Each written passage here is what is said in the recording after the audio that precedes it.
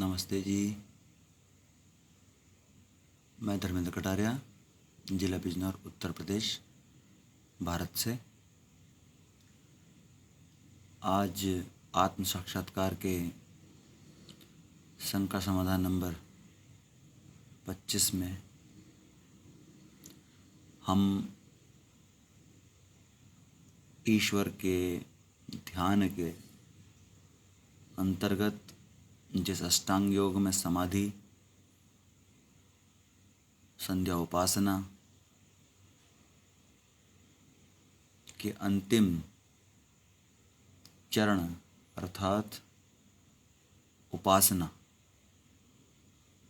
अर्थात ईश्वर के समीप बैठना, उसको महसूस करना, अपने अवचेतन मन मस्तिष्क का इस्तेमाल करके अपनी योग्यता को बढ़ाना और योग्यता अनुसार ईश्वर के ज्ञान का उपयोग करना, अपनी आत्मा के संस्कारों का निस्तारण करना, अपने मूल रूप में लौटने का प्रयास करना और जिस उद्देश्य से इस सृष्टि का निर्माण आत्मा परमात्मा मिलकर करते हैं, प्रकृति की सहायता से उस उच्चतम योग्यता को प्राप्त करना अर्थात उपासना अर्थात अष्टांग योग की समाधि। इस स्थिति को प्राप्त करने के लिए हमें बनना होगा दृष्टा अर्थात देखने वाला। अंदर रहकर तो दिखेगा नहीं, बाहर रहकर देखना, बाहर रहकर देखना। जो चल रहा है, जो विधि है, उसको देखने का प्रयास कर अर्थात आज इस चीज़ पर रोशनी डालेंगे। मेरा अनुभव है, जितना है उतना शेयर कर रहा हूँ। दृष्टा बनना है, जो घटनाएं चल रही हैं, जैसी चल रही हैं वैसा ही उसको देखने का प्रयास करना है।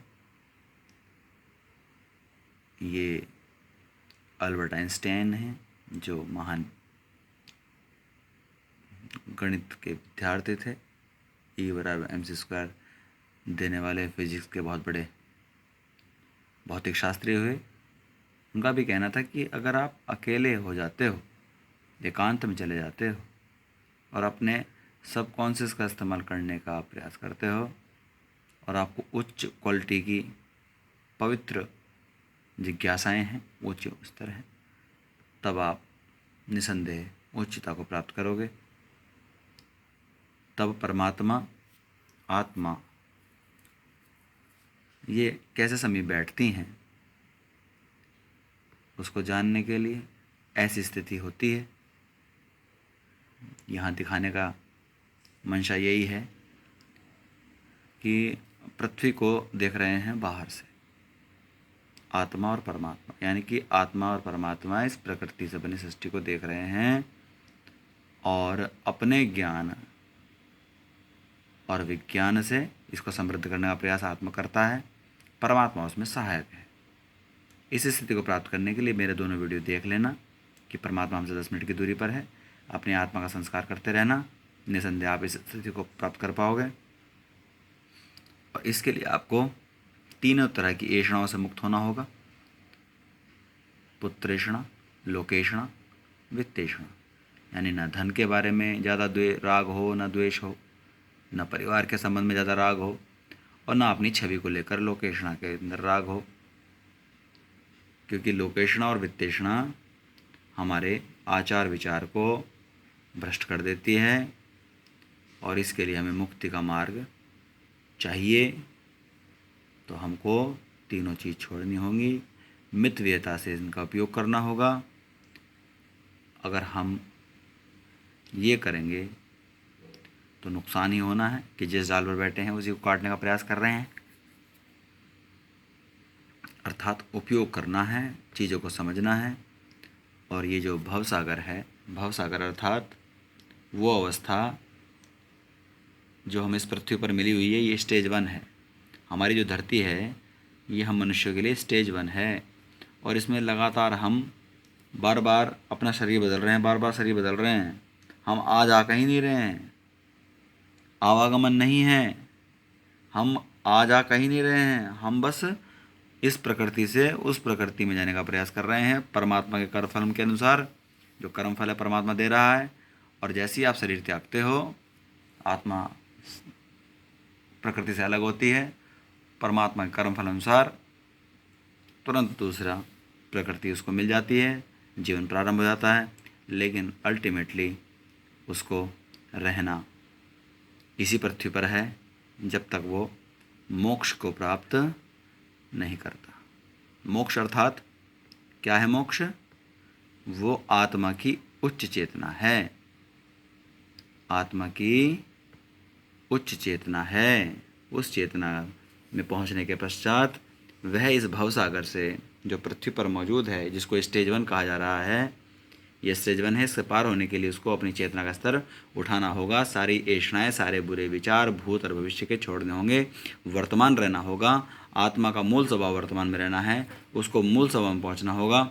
और तब वह परमात्मा की कृपा को, यानी कि वर्तमान होने को प्राप्त कर पाएगा, क्योंकि परमात्मा वर्तमान है। तब वह मोक्ष की प्राप्ति करेगा और परमात्मा की इस व्यवस्था के अनुसार उच्च चेतना को प्राप्त कर वह क्या प्राप्त करेगा जी? बोलो जी, क्या प्राप्त करेगा? उसकी यात्रा प्रारंभ होगी। वह बढ़ेगा एक सौरमंडल से दूसरे सौरमंडल की ओर, एक गैलेक्सी से दूसरे गैलेक्सी की ओर, एक ब्रह्मांड से दूसरे ब्रह्मांड की ओर। और वह यात्रा शुरू हो जाएगी। और तब उस यात्रा के बीच में मोक्ष की प्राप्ति के बाद, उच्च चेतना को प्राप्त होने के बाद, वह पहुंचेगा स्टेज नंबर 2 में।